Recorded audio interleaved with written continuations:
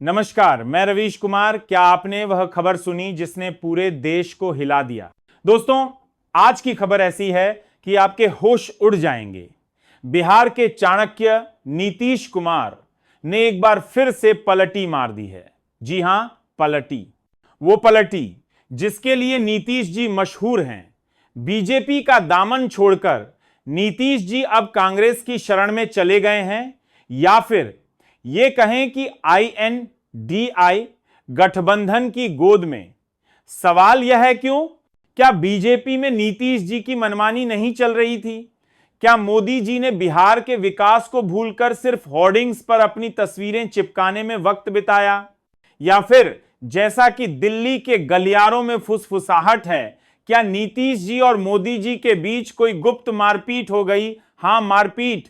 सुनने में अटपटा लगता है, लेकिन दोस्तों, राजनीति में कुछ भी असंभव नहीं। या फिर क्या कांग्रेस ने नीतीश जी को दुबई की सैर का लालच दे दिया? सोचिए, नीतीश जी दुबई के रेगिस्तान में ऊंट की सवारी करते हुए और राहुल गांधी उनके लिए नारियल पानी का ग्लास लिए खड़े हों। मजाक लग रहा है, लेकिन दोस्तों, राजनीति में मजाक और हकीकत के बीच बस एक पतली सी लकीर होती है। आइए इस खबर के पीछे की सच्चाई, या कहें सनसनी, को खंगालते हैं। लेकिन उससे पहले एक सवाल, क्या आप जो इस खबर को सुन रहे हैं, क्या आप अब भी मानते हैं कि यह सारी राजनीति आपके लिए है, या फिर यह सिर्फ कुर्सी का खेल है जिसमें जनता केवल तमाशबीन है? सोचिए, जवाब दीजिए, क्योंकि अगर आप नहीं जागे तो यह खेल चलता रहेगा। दोस्तों, नीतीश कुमार को पलटी मारने का पुराना नाता है। चलिए थोड़ा पीछे चलते हैं। साल 2000 में नीतीश जी पहली बार बिहार के मुख्यमंत्री बने, समता पार्टी के टिकट पर बीजेपी के समर्थन से। लेकिन वो सरकार सिर्फ 7 दिन चली। 7 दिन। आप जितने समय में अपनी छुट्टियां प्लान करते हैं, उससे कम वक्त में नीतीश जी की सरकार गिर गई। फिर 2005 में वो वापस आए, इस बार जेडीयू के साथ और बीजेपी के गठबंधन में। बिहार में सुशासन बाबू का दौर शुरू हुआ। सड़कें बनी, बिजली आई, स्कूल खुले। लोगों ने कहा, वाह नीतीश जी, आप तो कमाल हैं। लेकिन 2013 में नीतीश जी ने बीजेपी को अलविदा कह दिया। क्यों? क्योंकि नरेंद्र मोदी को बीजेपी ने अपना चेहरा बनाया था। नीतीश जी को यह गवारा नहीं हुआ। वो बोले, हम सांप्रदायिक ताकतों के साथ नहीं रह सकते। फिर 2015 में वो लालू यादव की आरजेडी और कांग्रेस के साथ महागठबंधन में चले गए। बिहार की जनता ने इस गठबंधन को जिताया। लेकिन 2017 में नीतीश जी ने फिर पलटी मारी। लालू जी के साथ गठबंधन टूटा और वो वापस बीजेपी की गोद में। क्यों? क्योंकि नीतीश जी ने कहा कि आरजेडी के साथ भ्रष्टाचार के मुद्दे पर समझौता नहीं कर सकते। 2022 में एक बार फिर नीतीश जी ने बीजेपी को छोड़ दिया। इस बार वो बोले, बीजेपी हमारी पार्टी तोड़ने की साजिश कर रही थी। वो फिर से आरजेडी और कांग्रेस के साथ महागठबंधन में गए। INDIA गठबंधन की नींव रखी, पटना में पहली बैठक बुलाई। नीतीश जी को लगा कि वो विपक्ष के सबसे बड़े नेता बन जाएंगे। लेकिन 2024 में लोकसभा चुनाव से पहले नीतीश जी ने फिर से पलटी मारी। INDIA गठबंधन को अलविदा और वापस NDA में। और अब 2025 में अगर हम मान लें कि नीतीश जी ने फिर से बीजेपी छोड़कर कांग्रेस के साथ गठबंधन किया है, तो यह उनकी 5वीं बड़ी पलटी होगी। दोस्तों, नीतीश जी का यह रोलर कोस्टर इतना तेज है कि बिहार की जनता को चक्कर आ रहा है। हर बार नीतीश जी कहते हैं, अब हम इधर उधर नहीं जाएंगे, लेकिन हर बार वो इधर से उधर, उधर से इधर चले जाते हैं। सवाल यह है, क्या नीतीश जी के पास कोई जादुई घड़ा है जिसमें से हर बार नया गठबंधन निकल आता है? या फिर यह सत्ता का खेल है जिसमें नीतीश जी हर बार बाजी मार लेते हैं? तो आखिर नीतीश जी ने बीजेपी क्यों छोड़ी?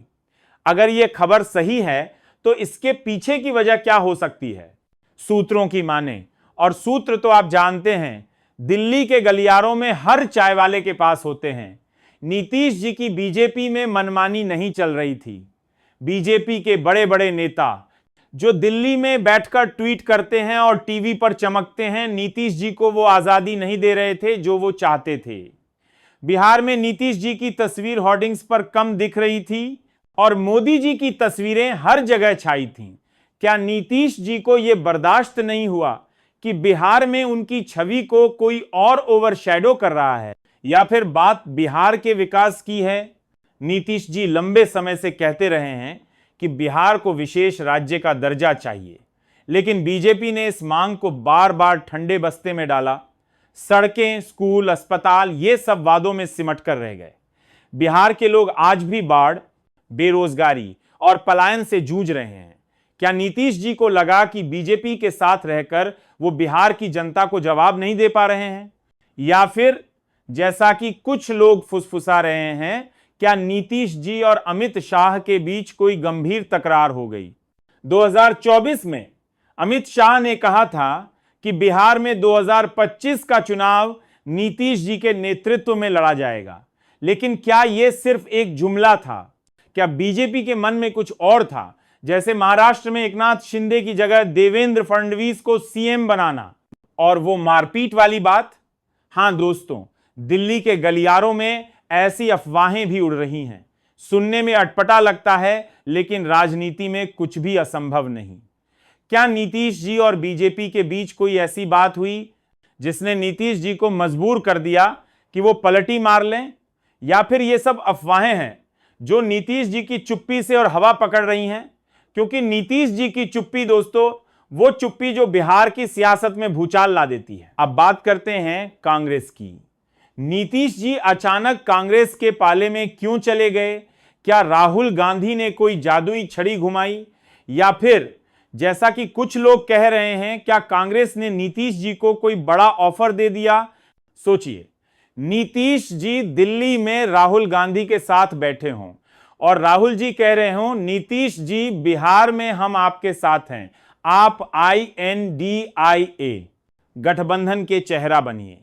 या फिर क्या कोई पुराना वादा, कोई पुरानी डील थी जो अब पूरी हो रही है? कांग्रेस और आरजेडी के साथ नीतीश जी का पुराना रिश्ता रहा है। 2022 में जब नीतीश जी ने बीजेपी छोड़ी थी तो वो आरजेडी और कांग्रेस के साथ गए थे। उस वक्त नीतीश जी ने INDIA गठबंधन की नींव रखी थी, लेकिन 2024 में वो वापस NDA में चले गए क्योंकि उन्हें लगा कि INDIA गठबंधन में उनकी बात नहीं सुनी जा रही थी। कांग्रेस और TMC जैसे दलों ने उन्हें वो तवज्जो नहीं दी जो वो चाहते थे। लेकिन अब अगर नीतीश जी वाकई कांग्रेस के साथ गए हैं तो क्या वजह हो सकती है? क्या राहुल गांधी ने उन्हें बिहार में पूरा कंट्रोल देने का वादा किया, या फिर क्या नीतीश जी को लगता है कि 2025 के विधानसभा चुनाव में बीजेपी के साथ उनकी जीत की गारंटी नहीं है? प्रशांत किशोर, जो अब जन सुराज पार्टी के साथ बिहार में सक्रिय हैं, ने दावा किया है कि 2025 में जेडीयू को 25 से ज्यादा सीटें नहीं मिलेंगी।